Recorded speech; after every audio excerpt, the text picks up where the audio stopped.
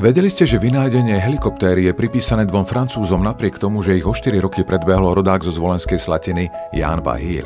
Jeho helikoptéra v roku 1905 v Bratislave skutočne vzlietla, no nenašiel investora, ktorý by mu pomohol jeho prototyp a sen zdokonaliť. Jednoducho nemal dostatok financií. A tak sme o slovenskú helikoptéru prišli. Neprišli sme však o padák Štefana Baniča, bezdrôtovú komunikáciu Jozefa Murgaša, protézy chodidiela rúk Aurela Stodolu, fotografický objektív Jozefa Maximiliána Pecvala, elektromotor Štefana Aniána Jedlíka a ďalšie prelomové vynálezy. Naša história je plná úspešných mysliteľov, filantropov, vynálezcov a velikánov, ktorí mali viac šťastia ako Jan Bahiel. Pýtate sa v čom? Po svojom boku mali partnera, ktorý veril ich snom a pomohol im získať potrebné finančné prostriedky. Takým partnerom pre vás je dnes spoločnosť Delovis. Povedzte nám o svojich plánoch, očakávaniach a túžbách. My nájdeme pre vás a vaše financie ideálny a efektívny spôsob ich zúročenia a znásobenia. Sme špecialisti na investície a osobné financie, veď s nami bohatnú najlepší.